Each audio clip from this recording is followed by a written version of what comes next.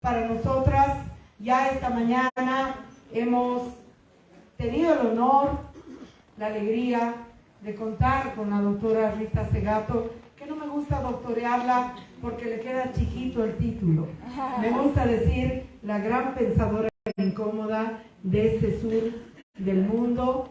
Hemos tenido el placer de disfrutar clases de lujo, donde nos ha explicado con Chuis teorías de gran profundidad, absolutamente necesarias para este momento histórico, para este momento político, para el conjunto de los feminismos y las transformaciones que nos hemos propuesto.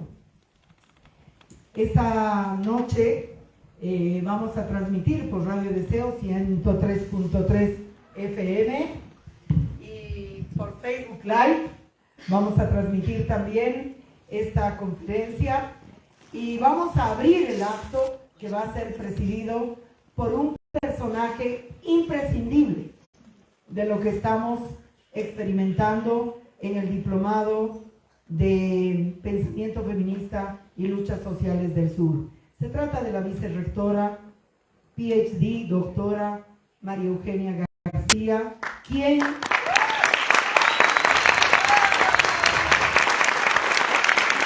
abierto las puertas de la Universidad Mayor de San Andrés, quien nos ha dotado de un aula que nos ha permitido democratizar este diplomado, quien además se ha cargado varios enemigos y enemigas por atreverse a legitimar un diplomado gratuito. ¡Que viva la educación gratuita!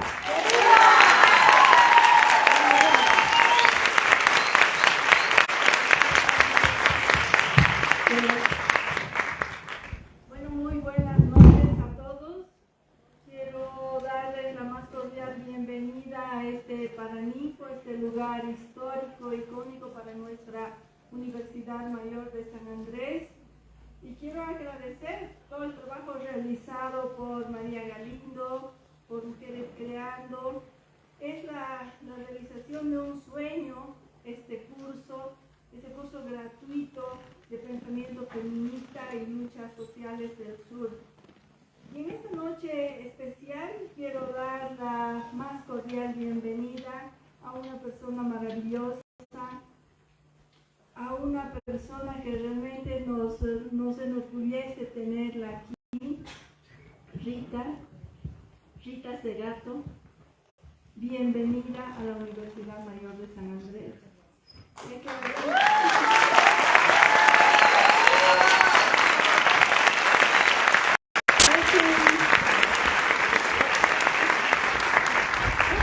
Es un verdadero honor y un privilegio tenerla aquí con todos nosotros y un inmenso orgullo y un agradecimiento para mí. Estoy realmente muy orgullosa de poder compartir este espacio con ustedes.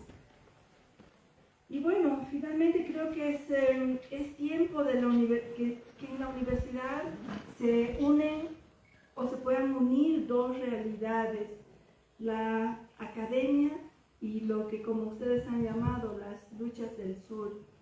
Se habla de feminismo desde nuestras identidades, nuestros saberes, nuestros sentires, y se piensa en la equidad, pero a lo mejor no se la vive y no se la practica realmente. Y la igualdad, por supuesto. Se trata de hablar de justicia, de igualdad de oportunidades, cuando tenemos que enfrentar todavía muchos retos y pasar por muchas vicisitudes muchas veces. Definitivamente hoy la UNSA se viste de gala y se enorgullece de tener a tan ilustres docentes de este curso y el día de hoy a Rita Segato. Es un verdadero lujo, pero también es un lujo muy grande todo ese gran equipo de cursantes, esas hermosas y maravillosas personas que incluso hasta la anterior semana me compusieron una copla y mi corazón se quería salir de emoción.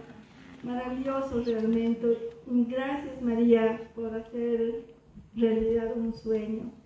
Y quiero agradecer a todo mi equipo de vicerrectorado que está aquí presente trabajando y que luchan a la par contra este sistema, para que podamos tener una educación gratuita y que una universidad pública se abra a todos como debe de ser. Gracias, María Eugenia, vicerrectora de la Universidad Mayor de San Andrés, en un momento en el cual las universidades están en una crisis profunda, en una crisis de sentido. ¿Para qué estudiamos? ¿Por qué estudiamos? ¿Qué estudiamos? ¿Y para qué nos sirve lo que estudiamos? O de pronto por ahí no nos sirve para nada. Por eso en este diplomado, yo sé que ustedes han venido a escuchar a Rita, así que prometo hablar poquito. En este diplomado lo que nos estamos preguntando es, ¿qué cosa es un curso de pensamiento feminista? ¿Para qué sirve el feminismo? ¿Para ser directora de ONG? ¿Para reproducir una visión colonial, civilizatoria, importada del norte al sur? No. ¿Para hablar 4 banalidades de autoestima, empoderamiento y cosas que están confundiendo profundamente a muchos movimientos muy importantes? Es eso lo que estamos disputando, y por eso se han opuesto muchas estructuras a que estemos en la universidad, y por eso es muy importante esta conferencia de hoy, y por eso es muy importante la presencia de la vicerrectora.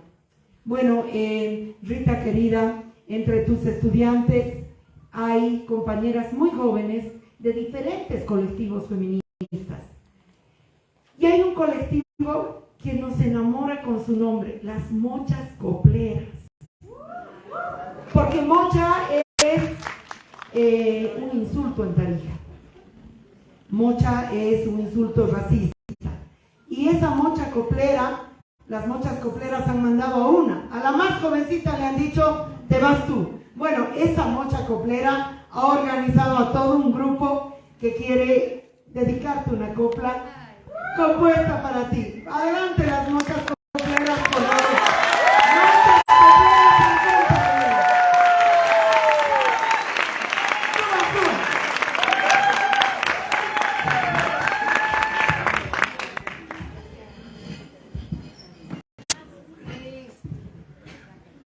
ahí está.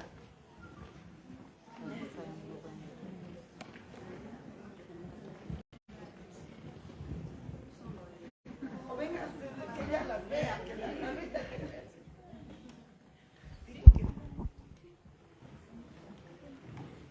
No son todas de Tarija. Oruro, Potosí, Tarija, Caracollo. Que tú has pasado por Caracollo y has visto lo que es. Provincia.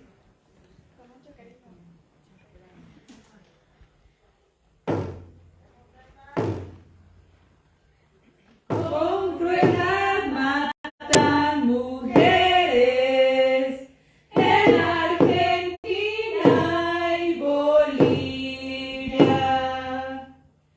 Con crueldad matan mujeres en Argentina y Bolivia.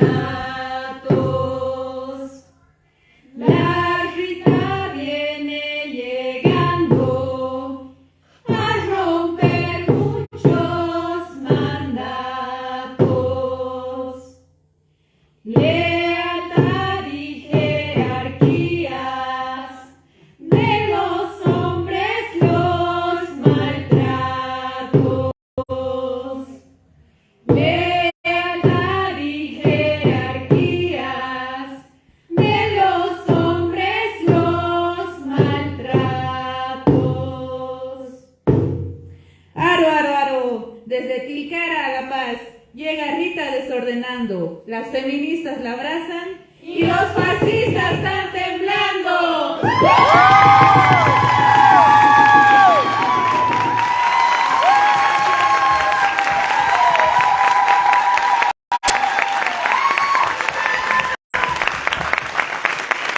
Copia compuesta después de haber escuchado las lecciones de Rita.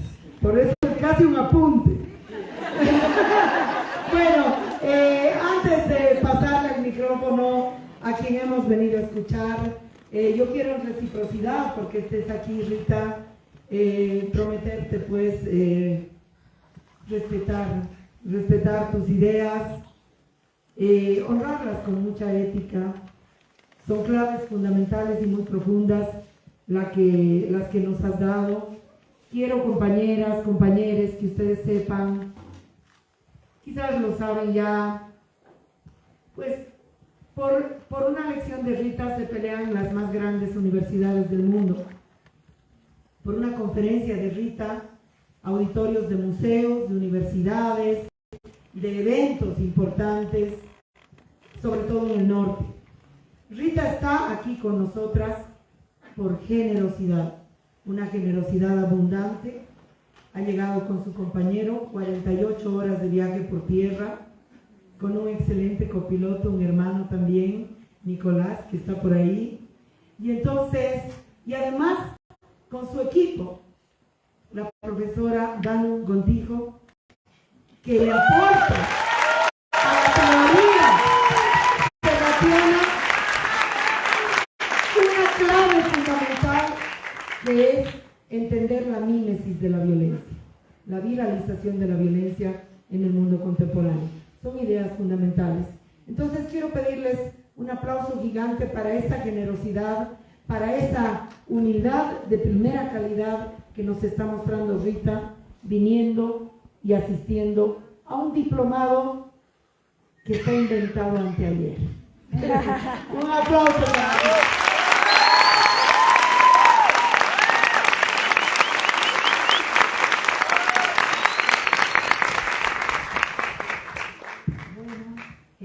Buenas tardes a todo el mundo.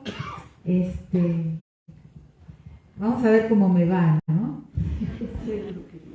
Siempre es una prueba, nunca he dado conferencias iguales, nunca en mi vida. Y eso es bastante complicado, ¿no? Porque todo el tiempo continuar pensando y no repetirme. No sé por qué tengo eso, pero creo que porque tengo en lugar de un superego, tengo una superega, que es peor que un superego. O sea, el superego es aquello como el padre introyectado que te pone límites y te exige cosas. La superega es mucho peor, ¿no? O sea, es la madre introyectada que espera todo de vos todo el tiempo, ¿no? Bueno. Pero es una conferencia que voy a dar con la libertad femenina, radical, ¿no? Que me ofrece María Galindo, la gran María Galindo, por la que tengo una gran admiración, no es de hoy, es de mucho tiempo. Considero una de las cabezas más inteligentes del feminismo en el mundo, no en América Latina, en el mundo. Ella tiene la manera en que ella le sospecha a la realidad, ¿no?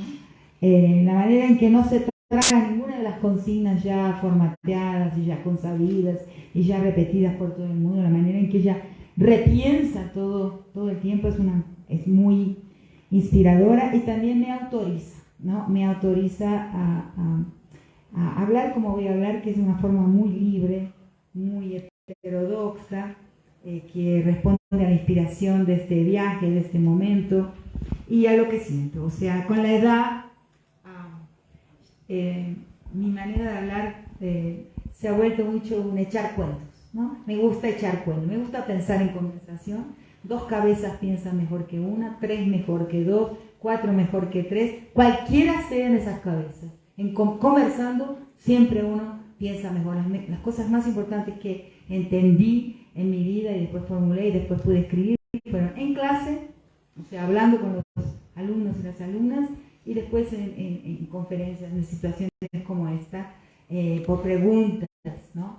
En conversación, que era también una práctica de un pensador latinoamericano andino, serrano, que fue Aníbal Quijano, un gran amigo para mí, que él también nunca salió de su núcleo, de un café de Lima que se llama el Café Haití, donde conversaba diariamente, cotidianamente con sus amigos. Cuando tuvo que irse por razones de exilio y tuvo que extrañarse de su país, distanciarse, volvió siempre inmediatamente. Yo soy así, soy una persona que viví una gran parte de mi vida fuera de Argentina, siempre buscando el camino de regreso, y lo encontré y volví. O sea, y lo que estoy escribiendo, no estaba en el plan contarlo, mi proyecto de texto, mi proyecto de libro en el momento presente es uno de los proyectos más difíciles que encaré en mi vida, que es un ensayo sobre el arraigo. Un ensayo sobre el arraigo, que es algo muy difícil de definir en el día de hoy, donde todos tenemos vidas fronterizas, vidas en que hemos ido y venido, en que hemos atravesado fronteras constantemente. Pero ¿qué es el arraigo, no? ¿Qué es el tener el ombligo? ¿En español es ombligo o ombligo? Ombligo. Porque en portugués entonces es ombligo. Me confundo. Entonces, ¿qué es el ombligo? Tener enterrada la mecha del primer corte de pelo o el ombligo en un lugar y después irse. ¿Qué significa ese lugar? ¿Qué es el lugar en el cual nosotros estamos, en el cual estamos vinculados para siempre? El paisaje que nos habita. Porque no es el paisaje que habitamos, pero es un paisaje que nos habita. O sea, de los cuales, de ese paisaje somos una partícula. Atahualpa Yupanqui lo ha dicho, ¿no? Tierra que anda. Somos tierra que anda. Nos movemos, pero el paisaje que fue nuestro útero camina con nosotros. Entonces es muy difícil hoy escribir sobre el arraigo, y el subtítulo de mi libro, si un día llego a tiempo a escribirlo, no lo sé, es Por una ética de lo no homologable, que es una ética de lo que no tiene convertibilidad. O sea, no obedece a ninguna grade, a ninguna grilla universal en el que podemos decir esto es equivalente a esto, que es la grilla monetaria, ¿no? Que es la universalización de una grilla, la globalización de una grilla basada justamente en la universalización de la grilla monetaria, la grilla del capital. Entonces lo no homologable es lo que no tiene homólogo, lo que no tiene equivalente, y eso es el arraigo, lo que no se puede. Bueno, se me dio por hablar, a echar cuenta, por ejemplo, ¿no? Ahora hablo así. Esto que les voy a contar, que lo pienso desde un día que hice hace muchos años, en 1987, una investigación en un pueblo de la Puna, que es el altiplano argentino. Es un pueblo de la Puna que se llama el COVID largo, ¿cómo se llama? El Toro, o la mina del Turilari, que es un paso, no es un paso oficial, pero está ya a 4.200 metros de altura. Es un paso a Chile, desde la Puna argentina a la Atacama, al desierto de Atacama chileno. Y me fui allá a hacer una investigación de la conversión de ese pueblo, de esa aldea, de ese pequeño pueblo, localidad, al protestantismo. O sea, una población que era una población que cultuaba el catolicismo andino, ¿no? El culto a la Pachamama, capturado por la cristianización del catolicismo colonial. Y en ese pueblo, el pueblo se parte en dos, porque una parte se convierte al protestantismo, que es algo que sucede acá en Bolivia, en Argentina, en el norte de Argentina, en todos los Andes argentinos, quizás mucho más en Bolivia inclusive que en Argentina, y fui a observar eso. Algo que observé ahí, que vi ahí, eso es parte de un texto muy antiguo. Cuando en el año pasado la Universidad de Tübingen de Alemania me pide que escriba sobre la naturaleza y sobre la relación entre los pueblos y la naturaleza para un congreso de filosofía, agarré algo, pincé algo de lo que aprendí ahí, de lo que vi ahí, y lo traje a esa conferencia que va a ser publicada en alemán. Miren qué raro, ¿no? Y es esto, y tiene que ver con el arraigo y lo no homologable. No es algo que iba a hablar en esta conferencia, la conferencia empieza después. Es un cuento que me dio ganas de contarles. Entonces, cuando una familia se convierte, es un lugar muy lejano, no hay vehículos. Ahora posiblemente sí, pero eso fue en 1987, hace mucho tiempo. Entonces, llega un vehículo, una pick-up, una camioneta, ¿y qué hace? Va al corral de llamas y derrumba la pacheta.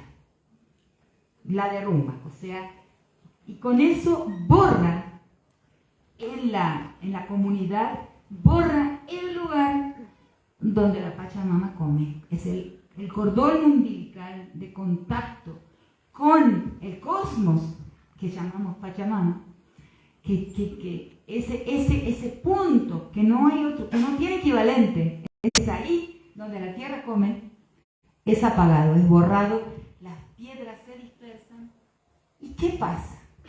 Ese es mi artículo que está mencionado en mi artículo original, que se llama La expansión del protestantismo en la quebrada de Puna de Jujuy, y en el texto de Tübingen, que es sobre la relación con la naturaleza.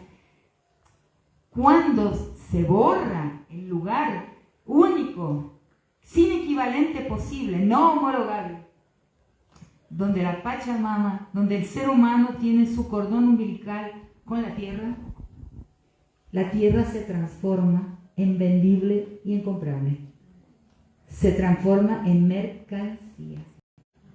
¿Por qué? Porque ese punto que no tenía equivalente en el mundo, era solo ese y ningún otro, características de la casa puneña, de la casa altiplánica, es ahí, es en ese corral, es en ese lugar, se vuelve una tierra que se puede transferir al equivalente universal mediante la grilla monetaria, y va a ser mediante la grilla monetaria global. ¿Me entienden? O sea, se puede medir en términos de cantidad de kilómetros, metros cuadrados o hectáreas, distancia con un ojo de agua o con el río, distancia con la ruta, todo eso pasa a ser convergir en cuánto vale esa tierra. Y esa tierra se vuelve vendible y comparable. Es el fin de un mundo, es el fin de un cosmos. Es algo tan impresionante y tan interesante que aprendí, que entendí. Y eso es la destrucción del arraigo, es la destrucción de aquello que nos vincula a un lugar que no tiene equivalente, no es ni mejor ni peor, pero es el nuestro y no tiene equivalente con ningún otro. ¿Se entiende? Entonces, bueno, se me dio por contar esa historia, no sé por qué, en ese momento, y tiene que ver con algunas cosas también del comienzo de mi exposición. Entonces, yo habito en un lugar de Argentina donde quien no es boliviano fue boliviano, o sea, donde la frontera entre estos dos países, que son fronteras trazadas por las naciones, por los estados-nación, es una frontera totalmente artificial, artificiosa. O sea, las personas de la quebrada de Humahuaca y de la Puna jujeña, donde nosotros vivimos y donde yo siempre quise vivir desde los 14 años, llegué ahí con 14 años y dije, para aquí viene mi vida. Me costó muchísimo hacer llegar mi vida hasta ahí, pero al final lo conseguí, ese lugar elegido. O sea, mi ombligo está por alguna razón que no lo entiendo bien, está ahí. Mi familia es patagónica y pampeana, nada que ver, pero es mi lugar en el mundo. Entonces ahí es mi lugar que considero mi lugar de arraigo. Y ese lugar en Argentina, la quebrada de Humahuaca, es Bolivia. Además de un gran corredor de ida y vuelta desde Argentina a Bolivia y de Bolivia a la Argentina, porque la quebrada es un valle y es un corredor, y ha sido un corredor durante milenios. O sea, este lugar, Tilcara, tiene excavado por los arqueólogos 1800 años de población constante. Y el más importante arqueólogo de la región me dijo, si seguimos excavando, llegamos a los 5000 años de población constante. Y son poblaciones que fueron después unificadas por los incas, después por la colonización y después también por el Estado nacional. Pero es un espacio muy, muy profundamente vinculado a Bolivia. Y desde ahí, lo que yo he visto por los pobladores, en la gente de Tilcara, en la gente de los pueblos quebradeños, es una inmensa admiración por Bolivia y un anhelo por Bolivia. Es algo muy difícil de explicar. Lo he visto como un anhelo por lo perdido cuando se perdió Bolivia, cuando la gente se vino hacia Argentina y se quedó desbolivianizada, o sea, no tiene más, cortó sus vínculos con sus familias originales, con sus ancestros, con sus abuelos, con sus bisabuelos, con los tránsitos que la gente hizo hasta llegar a la Argentina y quedarse allí. El amor y la admiración por este espacio boliviano es muy profundo, y el deseo de continuar una relación con Bolivia es muy profundo en la gente, que es mi gente, en Jujuy. Entonces, queremos, se ve Bolivia como el lugar donde los pueblos consiguieron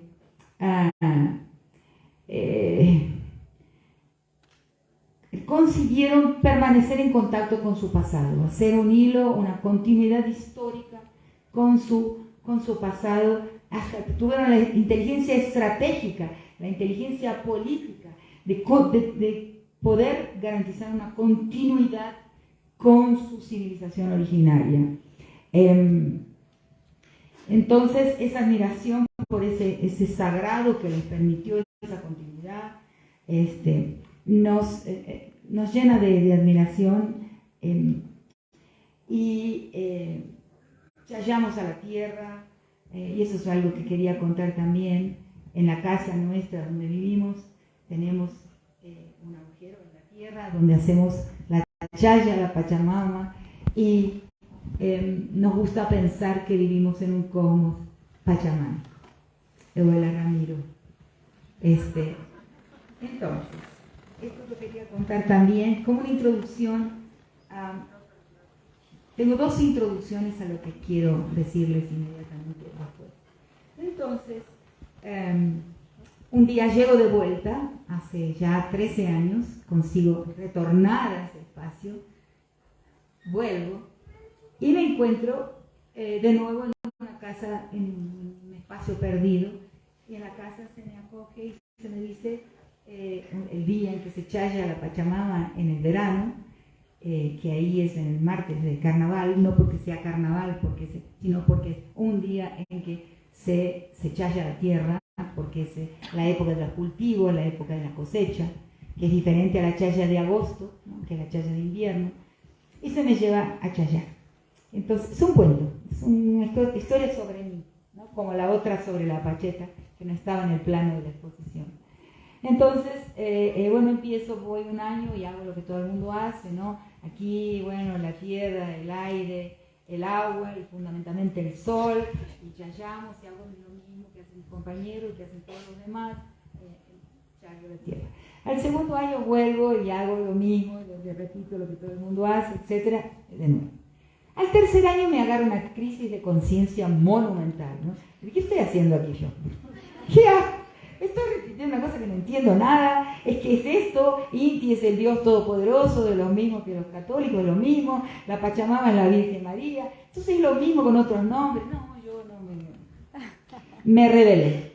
Y pensé, no estoy entendiendo lo que hago, además estos son católicos disfrazados de Pachamama. O sea, le ponen, para eso me quedo con la iglesia, no me quedo con los católicos, no hay ninguna diferencia. Y me enojé conmigo, me enojé con todo y me fui a dormir. ¿Cuándo me voy a dormir? A las 4 de la mañana me despierto, muy emocionada porque he tenido un sueño. Y el sueño me ha explicado la diferencia entre lo que estoy haciendo, entre ese sagrado, entre ese cosmos pachamámico y el mundo de la religiosidad monoteísta cristiana. Cosa que yo personalmente, por mi propia capacidad y mi propio conocimiento, no conseguía diferenciar. Y me explica lo siguiente, el sueño es impresionante esto, me gusta contarlo y lo he contado pocas veces y todavía no está escrito, está mencionado en algunos escritos, pero no contado como les voy a contar. El sueño me dice lo siguiente, no es lo mismo, no estás haciendo lo mismo. El Dios creador monoteísta de los cristianos es un Dios que antecede a todo lo creado, o sea, es un Dios solitario, es un Dios que está solo y desde su soledad crea el mundo, crea el cosmos, crea todo lo demás. Por lo tanto, digamos que un día dejemos de cultuar, homenajear, tomar la primera comunión, bautizarnos, hacer esto me pasa después del COVID, perdónenme, las promesas, pagar promesas. Si dejamos de hacer todo eso, ese Dios sigue existiendo. O sea, recibe lo que le damos, sí, es importante para Él, lo refuerza, pero no desaparece, o sea, no hay una total, real reciprocidad, trueque con esa divinidad. Esa divinidad está sola allá antes del tiempo. Este cosmos pachamámico en el que vos estás haciendo parte ahora sin entenderlo, no tiene esa generación solitaria, esta gestación solitaria que es la del Dios monoteísta. Tiene una cogeneración, una generación en compañía y reciprocidad con todos los otros elementos. Entonces la tierra, el aire, el agua y el sol se cogeneran y surgen simultáneamente en el cosmos y son interdependientes. El Dios monoteísta tiene una gestación independiente y el cosmos pachamámico es un cosmos de generación codependiente. O sea, las cosas se originan entrelazadamente y si no continúan en mancomunación, o sea, si la gente no les hace su ofrenda, si no ve la relación entre el agua, la tierra, el aire y el sol, si no ve esa cogestación y copermanencia, el mundo desaparece. El trueque es indispensable para la permanencia, la reciprocidad es indispensable para la permanencia de todos estos elementos y por lo tanto para la sobrevivencia de toda la vida humana, animal, vegetal y toda la demás. Fue emocionante que un sueño me pudiera decir algo que yo no entendía y me lo revela. Me quedé muy contenta, entonces volví a participar, hice la charla, perfecto, no es el Dios Todopoderoso lo cristiano. Además, entendiendo algo que comenté hoy en la clase, que el mundo indígena, el mundo originario, tiene una lógica paraconsistente. Sabe que pertenece a ese mundo, pero pertenece también al mundo cristiano, al mundo monoteísta. Uno no elimina al otro. En tanto, en el mundo monoteísta y el mundo judío-cristiano, si A es verdad, no A es mentira. Y en el mundo de los pueblos indígenas del continente, todo eso fui entendiéndolo a partir del sueño y a partir de esa pregunta. En el mundo de los pueblos originarios que tienen una extraordinaria inteligencia estratégica, porque si no, no estarían vivos hasta hoy. Los 500 años de sobrevivencia a la masacre permanente hasta el día de hoy, ¿no? A su intento de exterminio de varias formas hasta el día de hoy, son posibles porque existe una inteligencia estratégica extraordinaria que el occidente no la tiene. O sea, entonces en el mundo monoteísta hay un monopolio. O sea, si A es verdad, no A tiene que ser mentira, a no ser que ese no A sea traducible de alguna manera. Inti como Dios, la Pachamama como Virgen María, si podemos tener una traducibilidad, entonces todo bien. Pero si no hay traducibilidad, tiene que desaparecer. O se convierten o desaparecen. Entonces, en el mundo indígena, en todos los pueblos, ¿no? Es posible que A sea verdad y que no A también sea verdad. Esa es una lógica superior. Es una lógica que contempla y acoge la pluralidad del mundo. Es una lógica pluralista que los lógicos, que los filósofos llaman hoy de lógica paraconsistente. La otra es una lógica consistente. En la lógica paraconsistente hay varias verdades posibles y ni siquiera requieren de traducibilidad. Es algo extraordinario, una inteligencia superior. Sin esa inteligencia superior, la sobrevivencia no hubiera sido posible ante un enemigo tan cruel, tan exterminador, tan genocida. Bien, entonces, perfecto. Ahora tiene una parte esotérica esta historia. Lo del sueño es medio esotérico, pero no total. Pero tiene una parte rara y me voy a dar el gusto de contarla, porque contar cuento es lo más divertido de todo. Entonces, bueno, bárbara, pero un día digo, bueno, pero ¿dónde está la reciprocidad con el sol? recibimos un montón del sol, ¿no? El sol, las cosechas, todo eso hace que las uvas se vuelvan verdes, todo eso, las canciones de Jaime Dávalos, todo eso, bueno. ¿Y nosotros qué le damos al sol? Ahí mi sueño se va a la basura.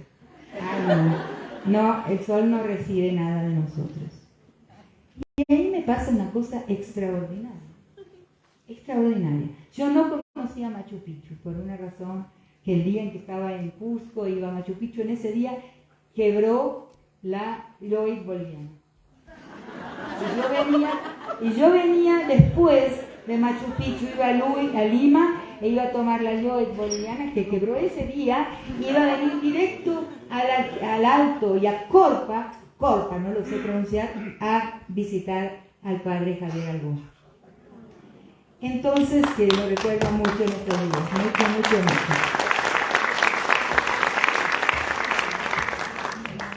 Y no llegué a verlo, porque venía de acá a Cochabamba a visitar. Bueno, entonces no conocí Machu Picchu, tuve que venir por tierra. Entonces, entre ir a Machu Picchu vine del Cusco, vine por tierra hasta por acá, hasta el Alto, y ahí fui a visitar Corpa. Entonces fuimos a Machu Picchu con Tucuta. Yo di una conferencia en la Biblioteca Nacional de Lima, que era sobre dioses y hombres de Huarochirí, donde estaba el mejor amigo francés que tradujo con Arguedas Dioses y hombres de Huarochirí al español, un quechuista impresionante. Después de eso fuimos a Cusco, con una gran coincidencia. Era 21 de junio. Qué coincidencia, no fue planeado así, coincidió.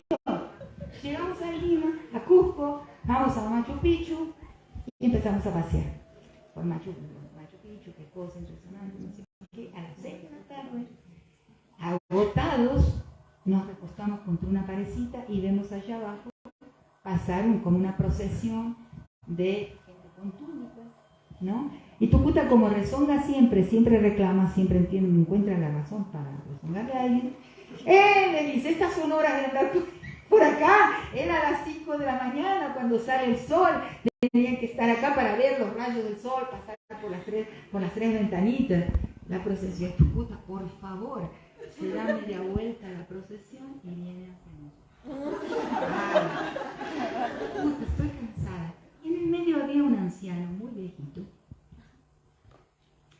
Y entonces dice, no, hemos estado desde temprano aquí para el Inti Raymi, hemos visto la entrada de los rayos del sol, hemos hecho todas las ceremonias, etc. Inclusive estamos con este hermano de México, este sacerdote Huichol, que es ciego, pero ha venido hasta acá para hacer la ceremonia con nosotros, y el sacerdote no me deja, estaba acompañada, si no pensaría que estoy fantaseando, pero estaba con él, que puedo decir que estoy verdad. Se da media vuelta el sacerdote Huichol, ciego, con un bastón, y viene hacia mí. Y yo decía, tierra, trágame. Viene hacia mí, ciego, y me dice, ¿usted sabe que el sol es frío? Caramba. Me reduje a una niña de tercer grado. No, creo que no, le digo. ¿Usted sabe de qué elemento está hecho el sol? Helio, de helio, está hecho de helio. Sí, señorita, me dice. ¿Y usted sabe cuál es la temperatura, en serio, cuál es la temperatura del helio en la tabla de los elementos de Mendeleev? Era, no me acuerdo, ¿Mendeleev? No me acuerdo. La temperatura del helio parecía una prueba de secundaria. No sé cuál es la temperatura. El helio, me dijo, es el elemento más frío de toda la tabla de los elementos. Tiene casi menos 400 grados. Bueno, muchas gracias. Se dio de vuelta y se fue. Es algo rarísimo, porque él me contestó algo que yo estaba pensando. El sol se vuelve aquello que conocemos cuando atraviesa la atmósfera. Hay un debate inclusive entre los astrónomos sobre si es frío o caliente cuando está fuera de la atmósfera. Es un debate, ¿no? Algunos dicen que sí, que claro que es caliente siempre y que tiene fuegos, etc. Pero ese sol que conocemos es algo que es lo que es con relación a nuestro planeta cuando sus ondas, sus vibraciones cruza la atmósfera y lo hace tener el calor que conocemos como calor, o sea, que experimentamos como el calor. ¿Cómo me lo contestó? ¿Cómo sabía lo que yo estaba pensando? Eso me pasó de verdad, ¿verdad? Entonces, a partir de ahí, mi culto pachamámico con el cosmos pachamámico está reconciliado y continúo dándole de comer a la tierra. A veces voy a la iglesia también y no entro en conflicto por eso, pero sé que son dos cosmos y dos sagrados completamente diferentes. Que nadie me cuente el cuento de que se trata de sagrados, el mismo sagrado y un sagrado traducible, porque no lo es. Son dos formas de estar en la vida, en el tiempo, en la realidad, entre los otros, con la tierra, el aire, el sol y el agua, completamente diferentes entre sí. Con esto lentamente me voy dirigiendo a donde quiero dirigirme. Eso me conduce a otro debate, porque no es solo ser útiles, es también reírnos juntos y también entender cosas que nos pueden transformar, aunque parezcan totalmente inútiles cuando las escuchamos. ¿Tá? Eso de la utilidad, de la productividad, es una cuestión colonial, capitalista, ¿no? Modernizante, desarrollante, que mide el bien y el mal por el crecimiento económico. Entonces no es necesario ser útil todo el tiempo, ¿no? Podemos divertirnos sin utilidad, sin productividad. Quizás la productividad y la competitividad, los 5 principios del capital, lo ven 4, productividad, competitividad, cálculo de costo-beneficio, acumulación, concentración, son malas palabras, ¿no? Que nos llevan en dirección a un mundo sin arraigo y en dirección a un mundo sin apachetas.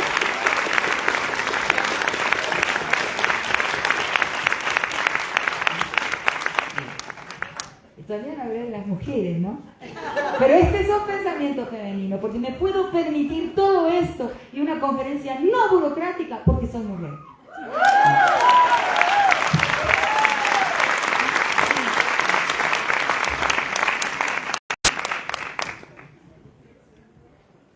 Eso me lleva a un otro tema que tiene que ver y que sale de mi experiencia con las tradiciones africanas en Brasil, que fue mi primer tema de mi tesis doctoral hace mucho tiempo.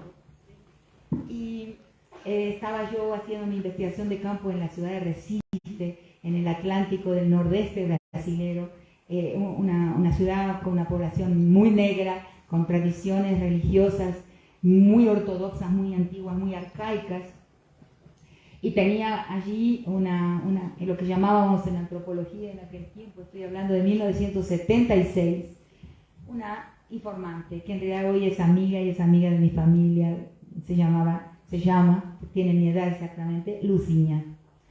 Entonces yo veía a Luciña en su comunidad recibir los orishás y bailar de una forma extraordinaria, cantar de una forma extraordinaria, era de una estética alucinante, bellísima, el culto en la casa de Luciña, en la casa de candomblé de Luciña.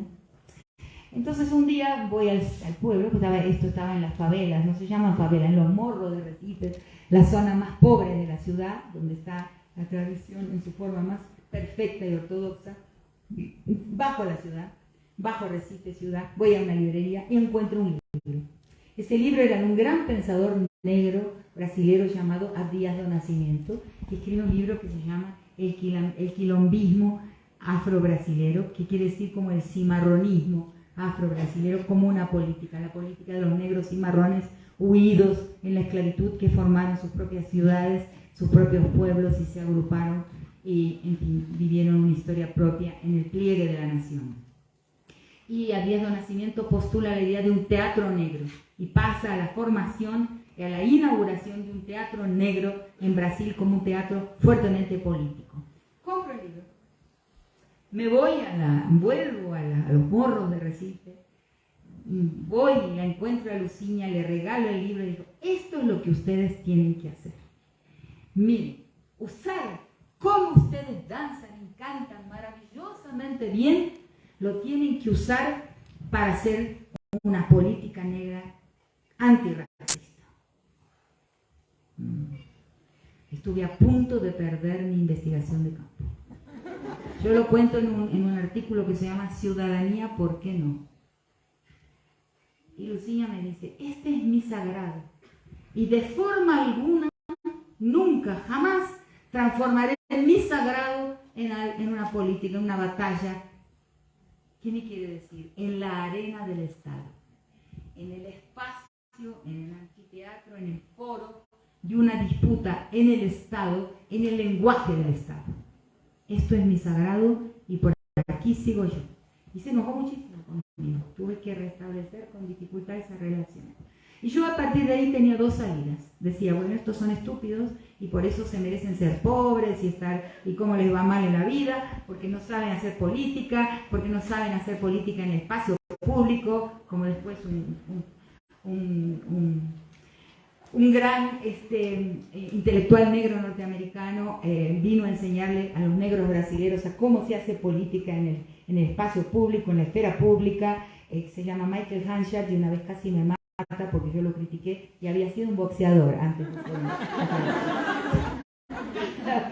Entonces, sí, lo encontré en un congreso y me dice, tú me has criticado. No. Porque él dice que las políticas negras de Brasil, en su libro que se llama Orpheus and Power, o sea, Orfeo y Poder en el Brasil, es un gran libro, pero él dice que hay que enseñarle a los negros brasileños a hacer política de otra forma, porque hacen una política culturalista. El candomblé, los quilombos, son pura cultura, pero hay que enseñarles a hacer política en la esfera pública, en el espacio público, frente al Estado. Y yo lo critiqué, porque dije, aprendiendo de Luciña, que la política del candomblé, que el sagrado es política. Es un cuento medio largo, ¿les aburre? Cambio. Entonces en este evento en que encuentro a Michael Hanshat, hablaba muy bien portugués y yo no sabía cómo vencerlo y no quería desafiarlo porque realmente había sido un boxeador, era gigantesco. Entonces, pero de repente le pregunto, ¿y vos qué bien hablas portugués? ¿Usted habla portugués muy bien? ¿Quién financió, quién te dio el recurso para la beca, para el estudio de portugués? Ahí se hizo un silencio. ¿Qué me contestó? El Departamento de Estado. Ah, bueno. ¿No? Fue una época del pleno multiculturalismo, de las políticas multiculturales, de la construcción de identidades políticas, que muy bien, de una manera preclara, sofisticada, inteligentísima, critica María Lugones. María Lugones no, María Lugones. Perdónenme, no se parecen en nada, pero en nada. Así. Bueno, entonces María tiene una crítica a las identidades políticas, que son un invento de la matriz multicultural, que fue una matriz que en realidad entró en América Latina, generando identidades políticas que no corresponden a nuestras formas tradicionales, a la historia de nuestras naciones, producir alteridades históricas. Yo en un texto, en un libro que se llama La Nación y sus otros, voy a contraponer lo que son identidades políticas a las alteridades históricas que surgen de nuestras historias propias, de nuestras historias nacionales. Pero entonces, con esto de que fue el Departamento de Estado, nosotros, bueno, no entendí, le dije y me fui para otro lado y nos separamos. Entonces, ese sagrado de Luciña era un sagrado que no podía ser contaminado por una lucha en el lenguaje de los derechos en términos multiculturales. Ella no quería reducirse ¿a qué? A algo que es un tema que estoy desarrollando hoy, a una minoritización también. Porque ¿a qué nos llevó el multiculturalismo? A la idea de que existe un sujeto universal, que naturalmente es hombre, blanco, etcétera, letrado, padre de familias, etcétera, y a sus defectivos, a sus anomalías, que son esas identidades políticas y que son las minorías. Hablar de aceptar y curvarnos como feministas o como personas no blancas o como indígenas o como lo que seamos, a la minoritización fue un error fatal, un tiro en un pie, se dice en portugués, un gesto político suicida. No existen minorías. Cuidado, porque si aceptamos la identidad política y la minoritización, vamos por un camino que no nos lleva al destino jamás.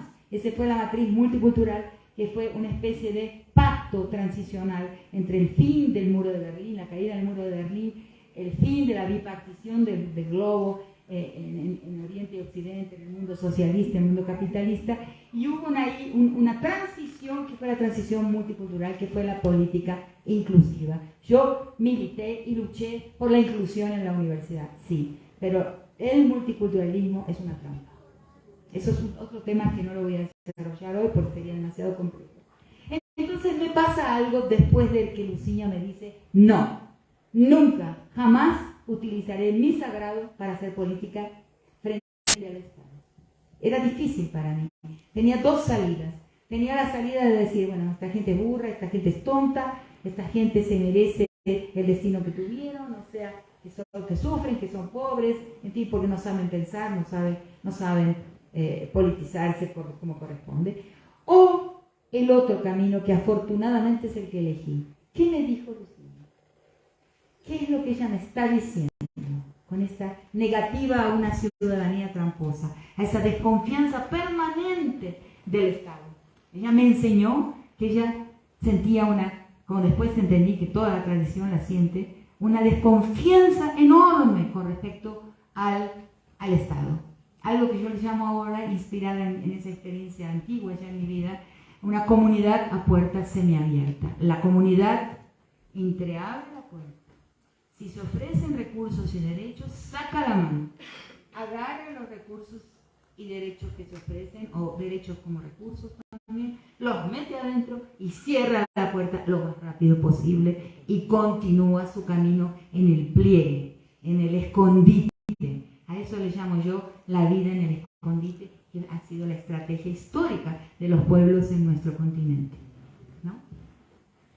Bien, esto me enseñaba ella, no, me escondo del Estado, no voy a aparecer, no me voy a visibilizar ahí y luchar ahí, porque es peligroso, porque el Estado ha sido nuestro enemigo histórico, porque él es el continuador de la conquista y de la colonización. Entonces, a veces se ofrece algo, pero enseguida se retira y es tramposo. Todo eso me lo estaba diciendo Lucía con lo que me dijo, y afortunadamente decidí pensar que era sabia y decidí intentar entender lo que me quería decir. Este evento, este episodio que forma muy fuertemente mi mentalidad hoy, tiene un ¿cómo se llama? Perdónenme porque es el post-COVID. ¿Cómo se llama? Una coda. O sea, tiene algo que sucede después, pasados algunos años, y me completa la comprensión de lo que Lucía me había dicho. Y es lo siguiente. Estaba en un barco que se llama SS Universe, que es un barco que se llama Semester at Sea. Es un barco el dueño es un chino, un tycoon chino, un riquísimo chino que tiene muchos barcos, y le dona a la Universidad de Pittsburgh. No sé si todavía existe esa donación de ese barco y lo que hace.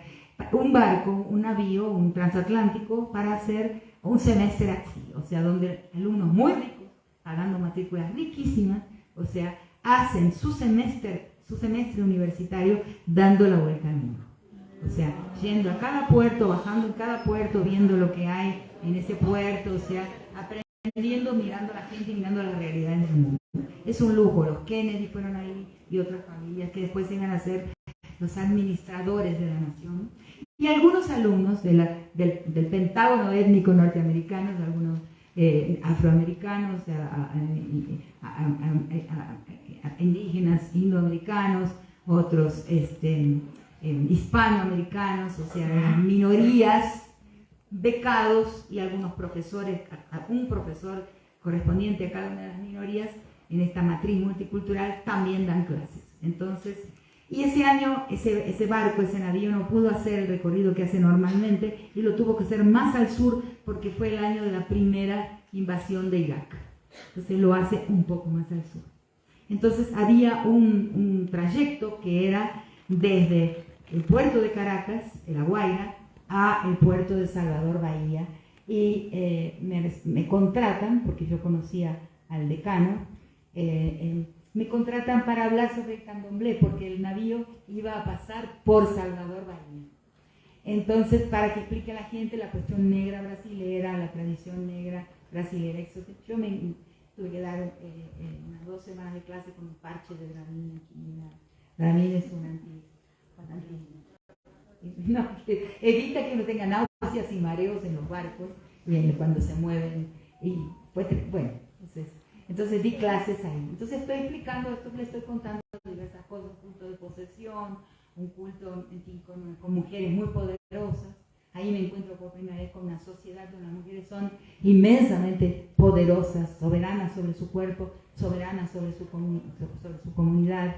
Evidentemente ahí es mi primer encuentro con lo que sería lo decolonial, o sea, un feminismo no blanco, y un feminismo no blanco, un feminismo de mujeres africanas en Brasil, que no le debían nada y no tenían nada que aprender de las mujeres blancas de Europa, porque eran mujeres de un poderío como en Europa no existía.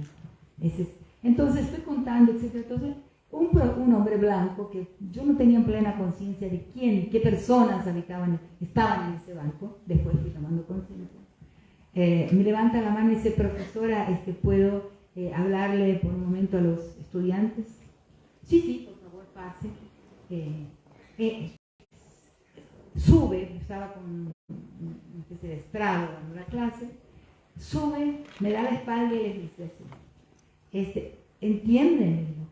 Es por este tipo de religiones que yo les digo a ustedes que estas naciones nunca podrán progresar. ¡Qué perla que me dio! Una perla extraordinaria, porque la forma en que yo lo comprendí es una forma exactamente opuesta a la manera en que lo estaba comprendiendo. Él me puso una perla en la mano que hasta hoy tiene su vigencia.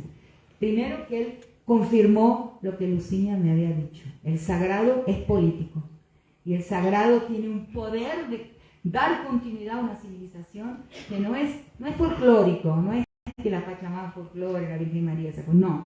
Hay algo ahí de la pacheta derrumbada, la pacheta que debe continuar en su lugar, ¿no?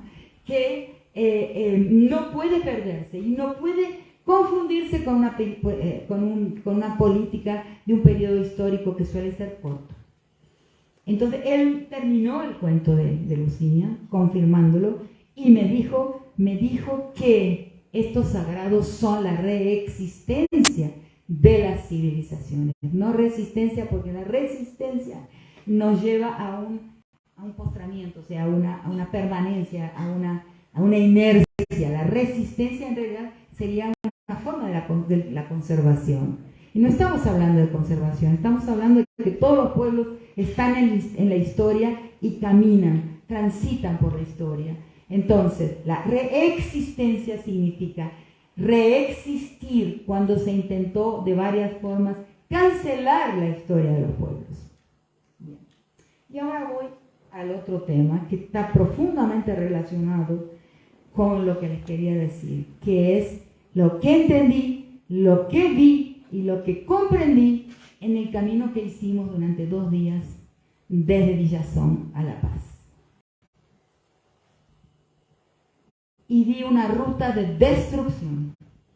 Mi alma se fue al suelo, mi corazón se fue al suelo, de tristeza, porque aquella Bolivia añorada, anhelada, admirada, se estaba deshaciendo.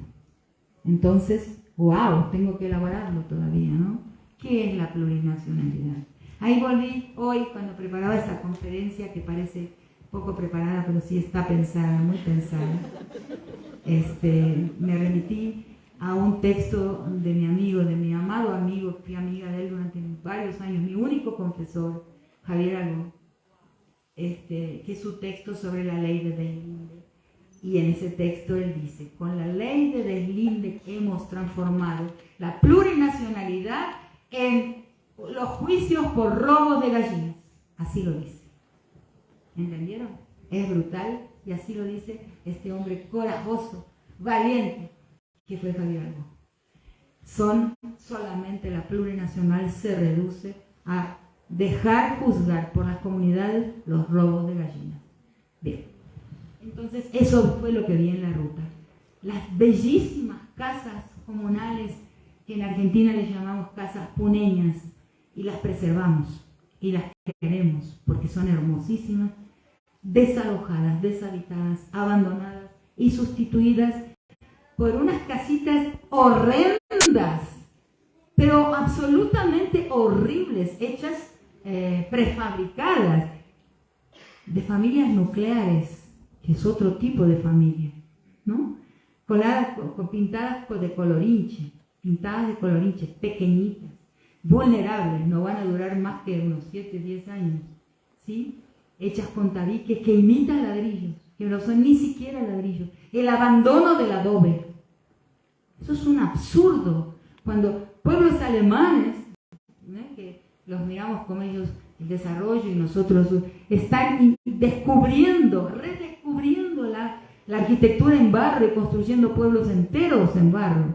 Cuando nosotros en Argentina tenemos en el CONICET doctorados enteros, laboratorios completos, y en Uruguay también, para recuperar el conocimiento sobre la arquitectura en barro, deshechas las casas, abandonadas, sin techo, bellezas de casa, y transformadas y sustituidas por esas miserables casitas horrendas, familias nucleares pequeñitas, en el medio de la puna, ¿sí? Esa Bolivia basada en esa civilización y ese sagrado del cosmos pachamámico está desapareciendo. Eso es visible en la ruta y eso es lo que les quería decir. Creo que en este momento podemos abrir entonces a un debate, a una conversación. ¿Qué les parece? Perfecto.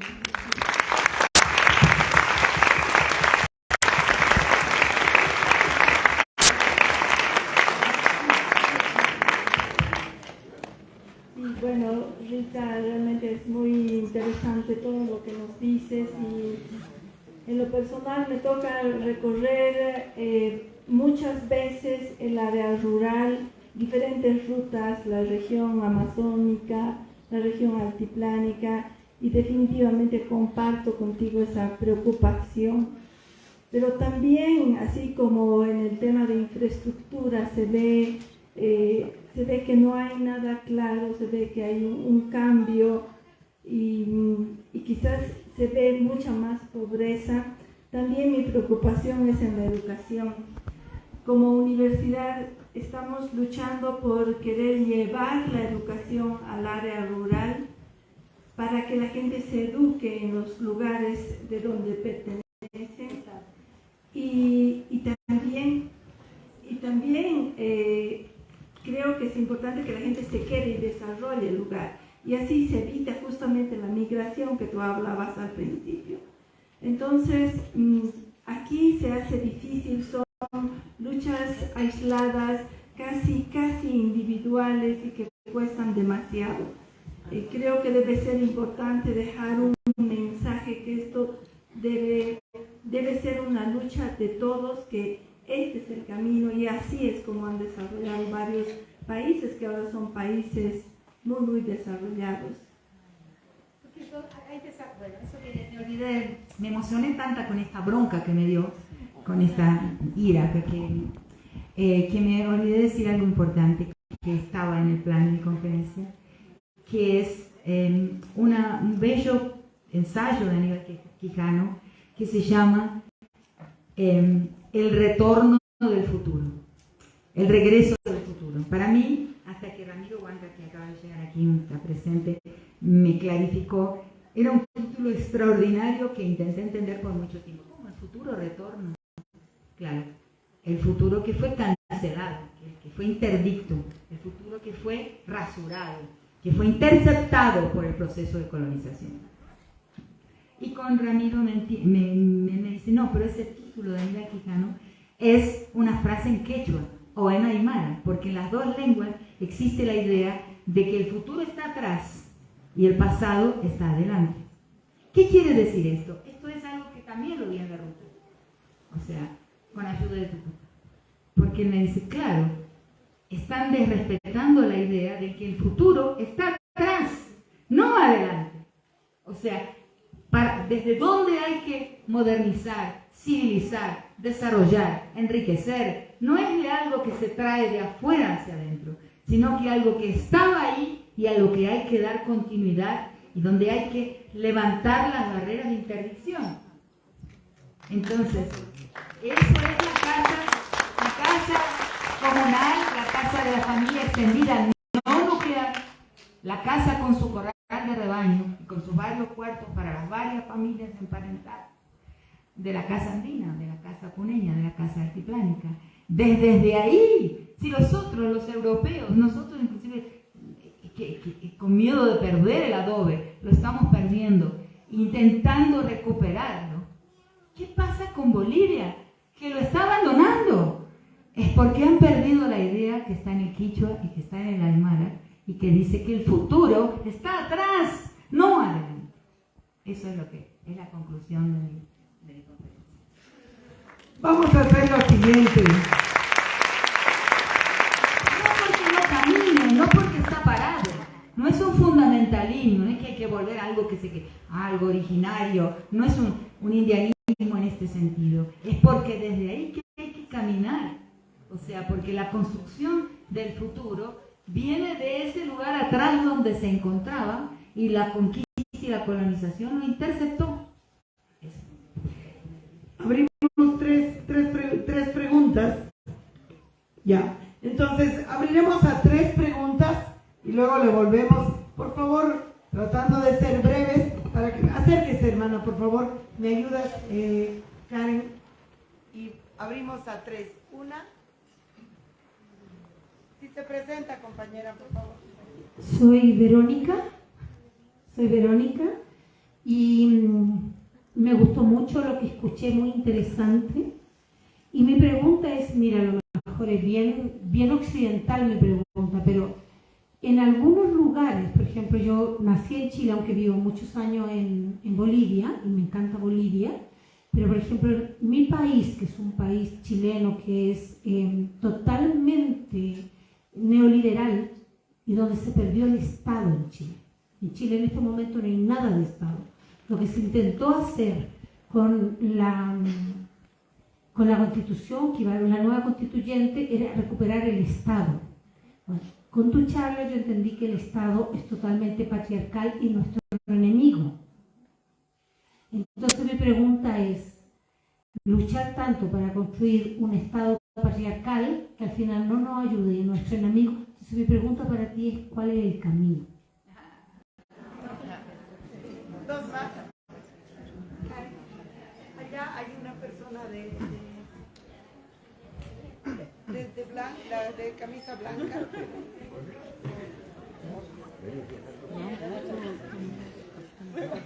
Bueno, muy buenas tardes. Yo me llamo Ilse Puña Blanco y soy del departamento de Oruro de aquí de Bolivia. Con todo lo que hemos escuchado de Rita Segato, ¿no? También mi pregunta es algo básica, se puede decir. En este contexto que actualmente vivimos y con las luchas que vamos haciendo, ¿cuál sería para tu recomendación para todas nosotras, tal vez, que en algún punto vamos iniciando, de qué manera podemos partir para que, como decía la compañera, ¿no? Esta lucha que estamos haciendo no sea en vano, no se quede con nosotros? Entonces, ¿cuál sería nuestro punto de inicio que llega a ser tan fuerte que, así como las costumbres, vaya transgrediendo generación sobre generación y así nuestra lucha continúe, así nosotros ya no estemos? Porque la vida no es comprada, la vida se termina en algún momento. Gracias. Bien. Ahí había otra de este lado, 3. Vamos a hacer lo siguiente, vamos a dar voz a Rita y luego.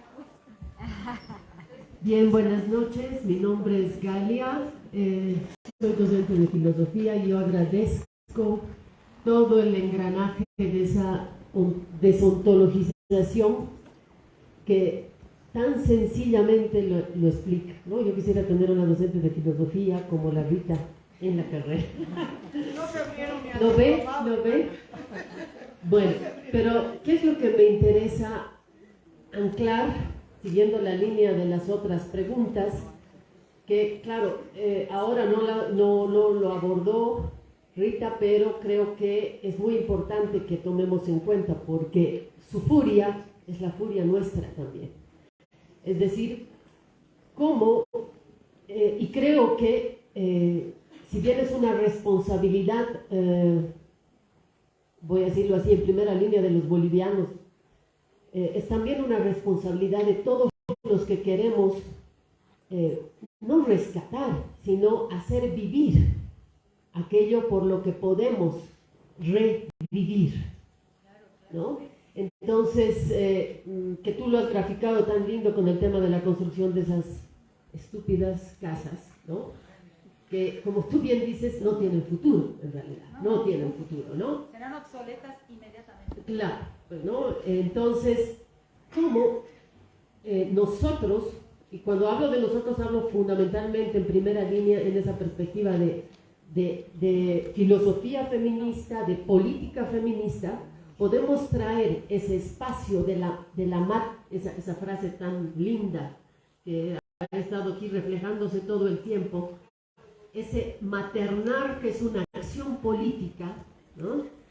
Que es propia y ahorita en este momento está encapsulada en el espacio privado, ¿cómo hacemos que destroce el otro espacio público que nos ha sido siempre vetado, ¿no? O sea, ¿cuál es, qué te imaginas? Te voy a tutear porque quiero romper ese principio de autoridad que siempre nos da, ¿no?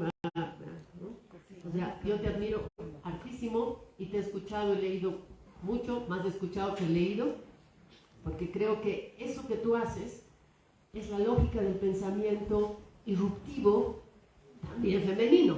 O sea, improvisas un montón y todos los que damos clases hacemos eso siempre. Y sabemos que esa performatividad nos permite pensar, ¿no? Por eso digo, ojalá en filosofía tendríamos esa estrategia permanentemente. Ojalá logremos, ahora tenemos una directora que es mujer y que vamos a impulsar esa línea. Entonces, ¿cómo llevamos ese maternar al espacio que vaya derruyendo poco a poco el otro espacio político que se nos veta permanentemente, ¿no? Gracias.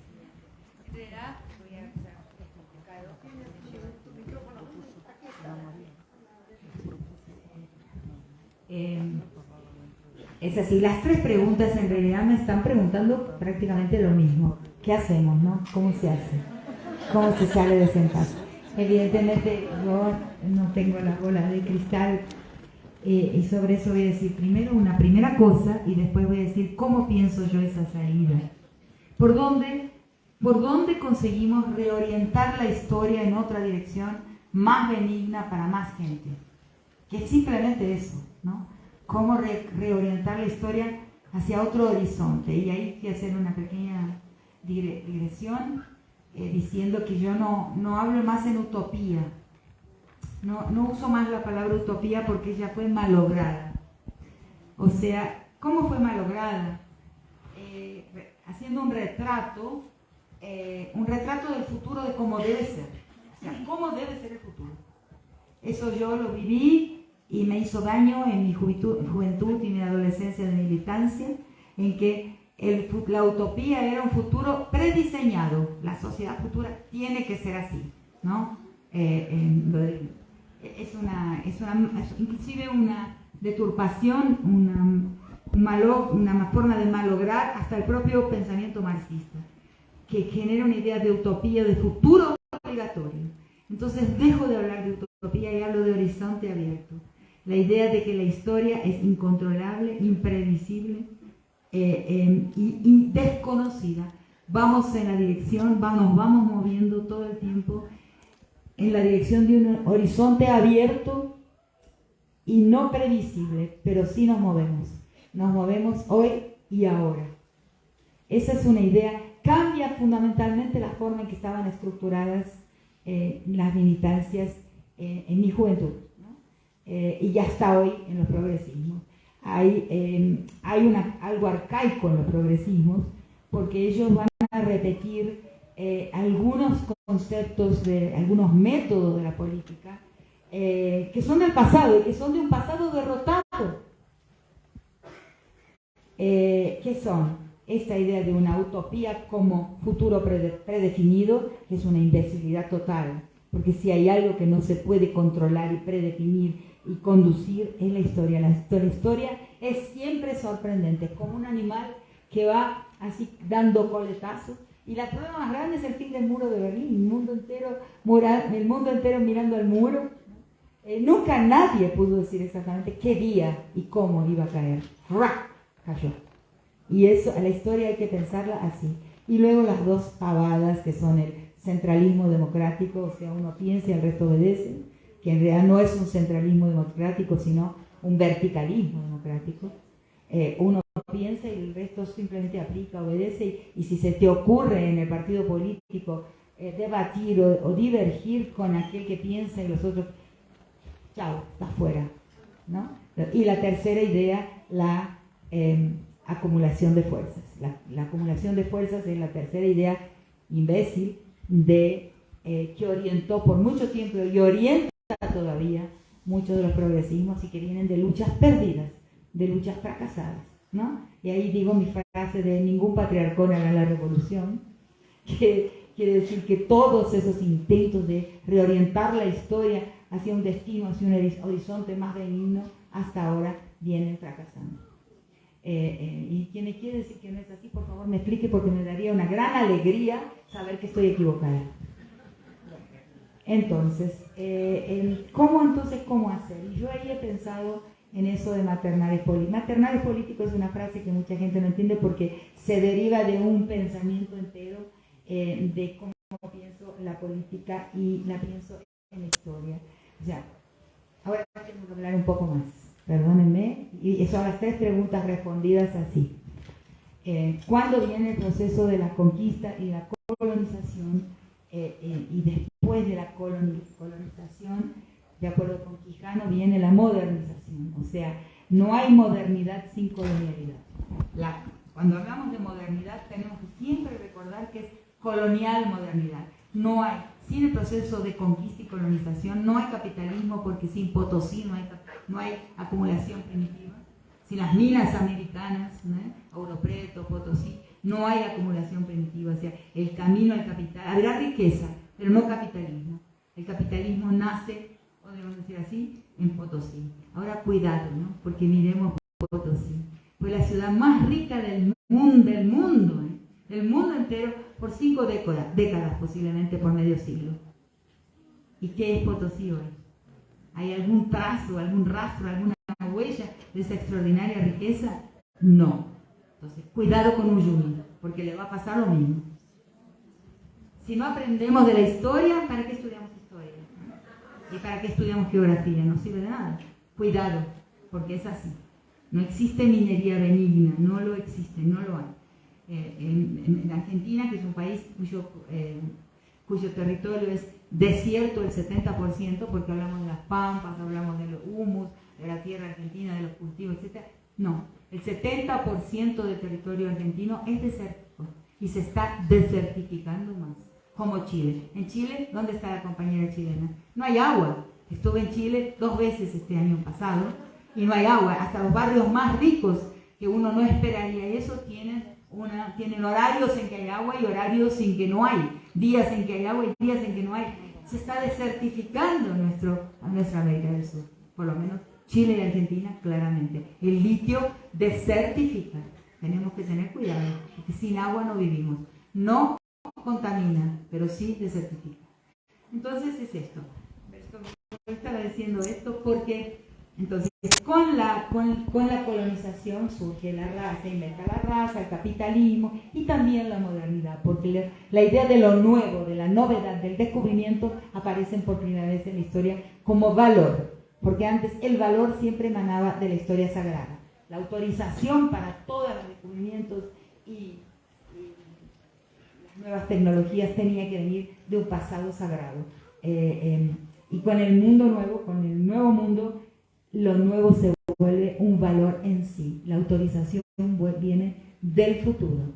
Ese es el cambio histórico que permite la modernidad como un proceso histórico que se orienta siempre a ¿qué? A la modernización. ¿Qué es la modernización? La novedad permanente, el futuro.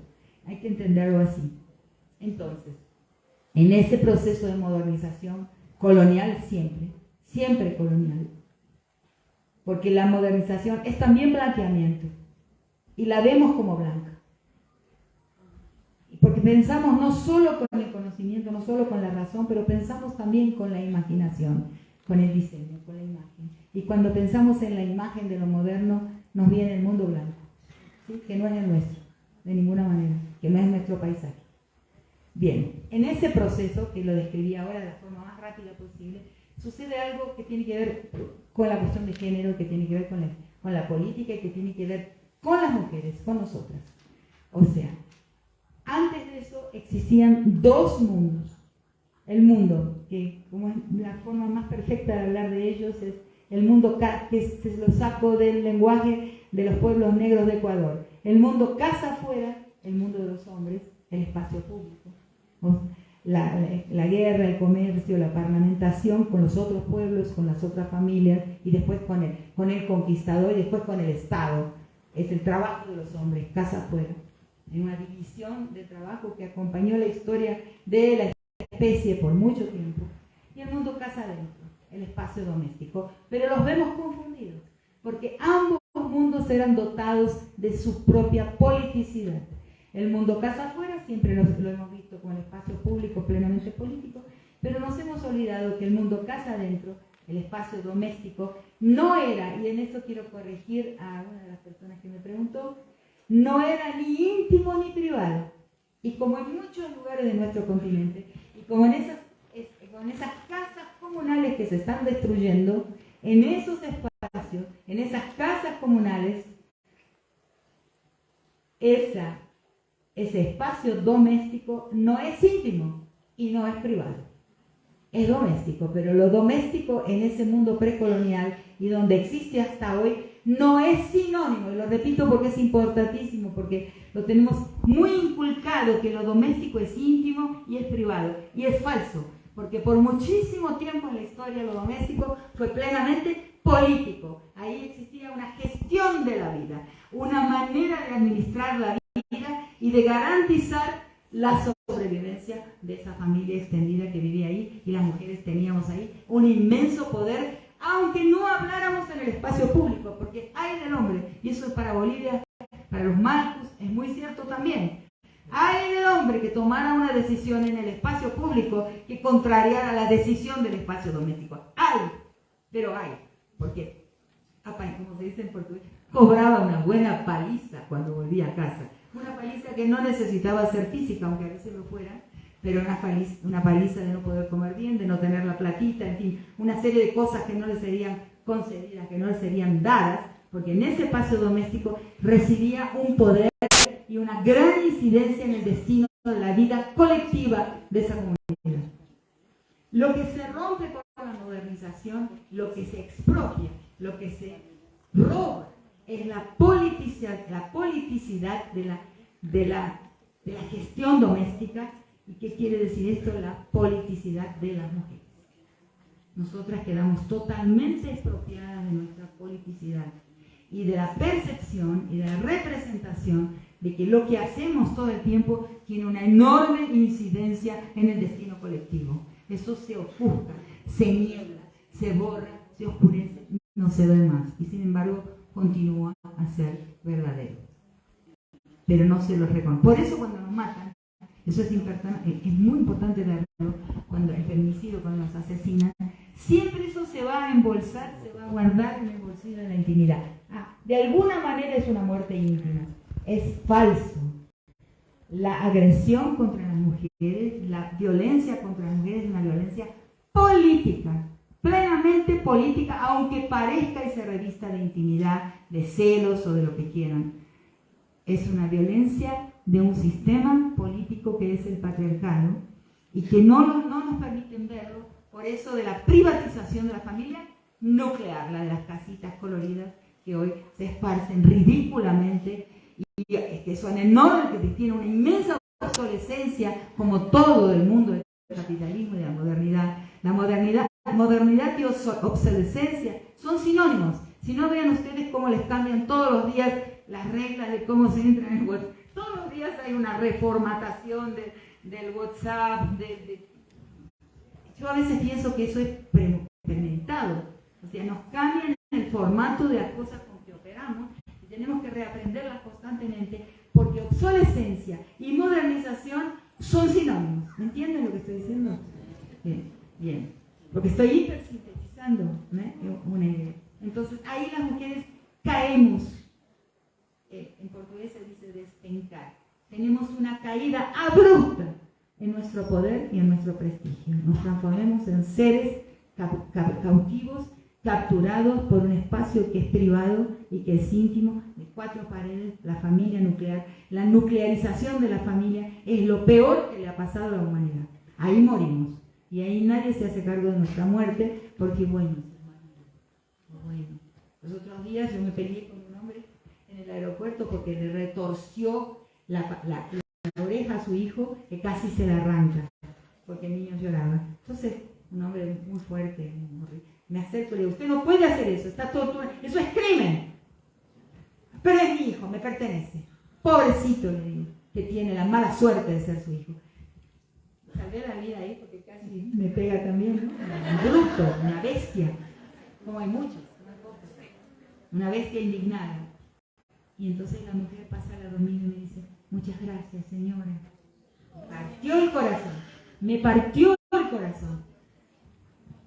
Entonces, eso pasa porque en ese espacio, ese hijo y esa mujer le pertenecen y él puede hacer lo que quiere y no entra en la justicia, porque el ojo de la justicia siempre va a decir, y bueno, el ojo del cacique, eso lo he visto suceder bajo mi vista. En los 12 años que trabajé con pueblos indígenas, con las mujeres, que di talleres en los pueblos indígenas de Brasil, y venía el relato. Y bueno, porque en esos 12 años, en periodo de modernización del gobierno PT, el mejor gobierno que tuvimos, sí, los otros fueron todavía peores, pero en ese proceso del gobierno PT hubo una modernización del campo, una entrada de las empresas y de los derechos humanos, de los derechos en el espacio de la aldea, en el espacio de las mujeres amazónicas, en el Mato Grosso.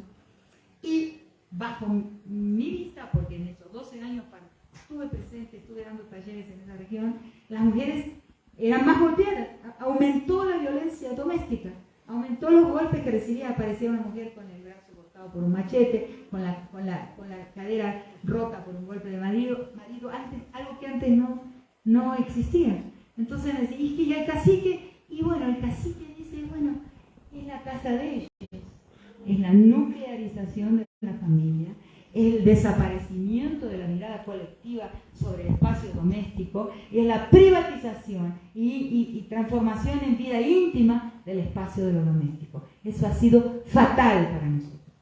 ¿Qué está qué está sucediendo en el presente? En el presente hay como una retomada de la politicidad doméstica, de otra forma de gestión. Por eso me traje el teléfono, que es lo que llamo, porque lo anoté aquí, porque no tenía como un medio, la politicidad en clave femenina. Por eso estamos viendo grandes personajes, como son, por ejemplo, Berta Cáceres, Mireille Franco, Francia Márquez, Sonia Guayayara, Elisa Loncón, Toribia Lero Quispe, Yuma Shipaya, Jai Suruí, y un gran número de mujeres que salen de espacios comunales donde todavía hay algún saber sobre la gestión de la vida femenina, doméstica y su politicidad, y lo están trayendo al espacio público donde el hombre había capturado todo lo que se pretendía ser un discurso político. Entonces, esa politicidad que está llegando, está tomando, son mujeres muy vulnerables, muy asesinadas, varias de ellas, tiene características diferentes, y creo que eso es lo que todas y todos también, los hombres también, tenemos que pensar. ¿Cómo es una politicidad que viene de la historia de las mujeres, que viene de la historia de ese espacio doméstico que era un espacio de gestión de la vida? Entonces anoté algunas cosas, pero es totalmente incompleto, hay que pensarlo entre todas, no lo puedo pensar sola. Una politicidad en clave femenina es pragmática y orientada por las contingencias y no principista en su moralidad. Está investida en el proceso más que en el producto, más en el proceso que en el producto. No miramos tanto el resultado del producto, sino el proceso de la vida misma. Y sobre todo es solucionadora de problemas y preservadora de la vida. Cuida de la vida aquí y ahora. Esa política femenina está muy basada, orientada al aquí y al ahora, a como de lugar.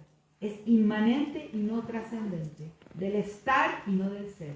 Es tópica y no utópica, próxima y no mediada, no burocrática, concreta y no abstracta, doméstica y no pública. Es capaz de improvisar, ingeniárselas, inventar innovar para salvar la vida aquí y ahora y dotarla de bienestar. Una gestión femenina es también una gestión comunitaria, pues la comunidad se gestiona en el cotidiano, desde la politicidad doméstica y a partir del proyecto histórico de los vínculos.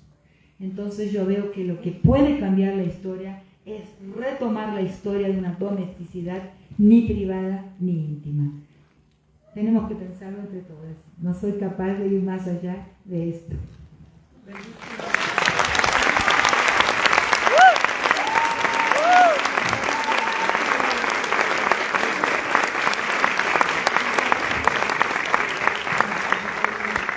Bueno, muchísimas gracias. Ha sido una conferencia, una clase magistral, maravillosa. Me encanta ver tanta estudiante, tanta plebeya, tanta ninguneada por esta universidad en el auditorio, pero me encanta también ver muchas docentes que se den por enteradas, mujeres creando por millonésima vez, porque no es la primera vez, está metiendo clandestinamente a los feminismos dentro de la universidad, y es gracias a la vicerrectora María Eugenia García, que no se reconoce como feminista, que no tiene por qué reconocerse como feminista, sino que le da una actitud académica, ética. Se ha abierto, a pesar de ganarse por eso muchas envidias y muchos enemigos. No siempre que una mujer esté en un lugar garantiza las cosas, sino una mujer que se abre a una visión ética, entonces sí, podemos charlar. Muchísimas gracias, Rita. Vamos a honrar tu propuesta, tu palabra, tu generosidad.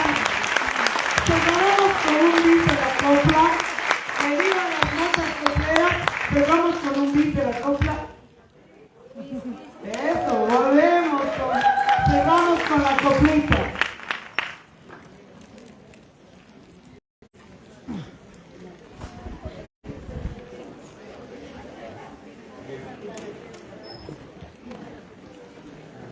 Vamos a la copa y luego con esto. Sería bonito poner la letra ahí, algunas se pueden aventurar a cantar.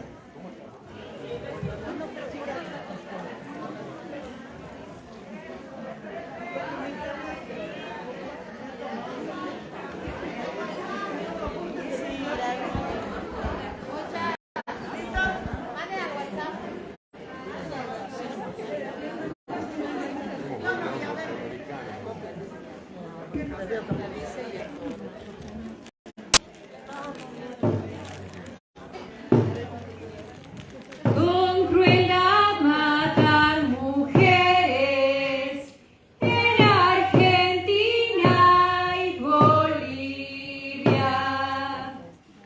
Con crueldad matan mujeres en Argentina y Bolivia.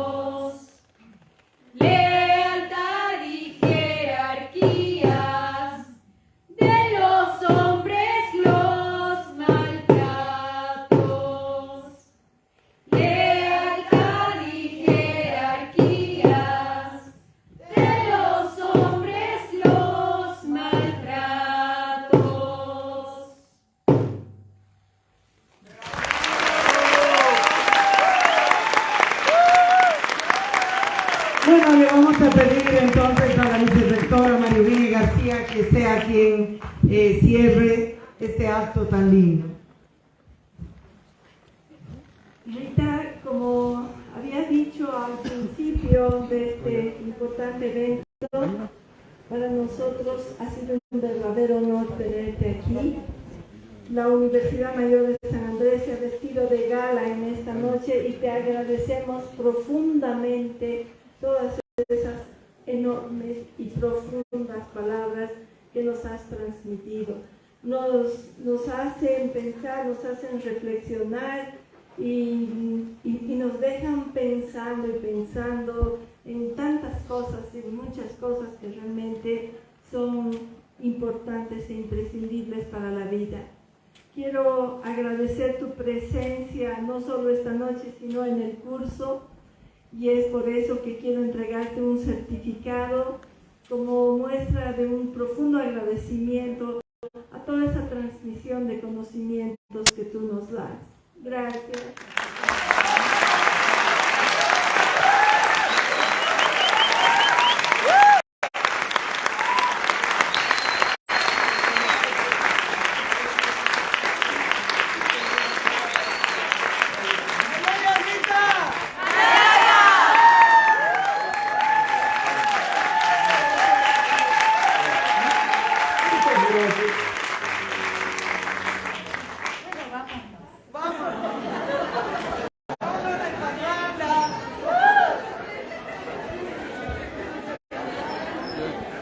Es lo que no se entendió.